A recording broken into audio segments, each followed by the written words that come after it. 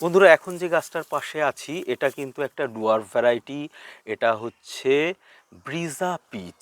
Brezza pitch একটা অত্যন্ত আকর্ষণীয় গাছ। তার কারণ হচ্ছে সিজন চেঞ্জের সঙ্গে সঙ্গে এর ব্র্যাক্স প্যাটার্ন এবং কালার উভয়ই পরিবর্তন হয়।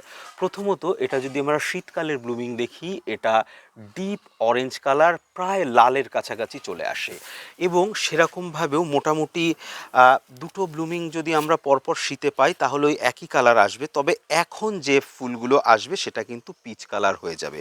দেখুন বন্ধুরা, এই গাছের ফুল কিন্তু এখন প্রাইমারি স্টেজে আছে, সম্পূর্ণ ম্যাচিওর হয়নি। এই গাছের ফুল যখন সম্পূর্ণ ম্যাচিওর হবে তো এটা পিচ কালারে পরিবর্তন হবে।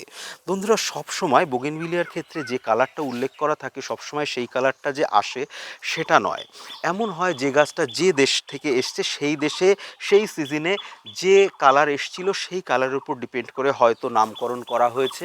কিন্তু পরবর্তীতে যেহেতু বোগেনভিলিয়া বিভিন্ন দেশ থেকে আমরা কালেক্ট করি, সেহেতু এক একটা দেশের ক্লাইমেটিক কন্ডিশন এক এক রকম, যেহেতু হাইলি এর পরিবর্তন হয়, মানে যেটাকে বলে এরা মিউটেশন ঘটে। এই মিউটেশনের ফলে এদের কালার ব্র্যাক্স অলওয়েজ পরিবর্তন হতে থাকে। সেই জন্য নামের সঙ্গে অনেক সময় এর রঙের মিল খুঁজে পাওয়া যায় না।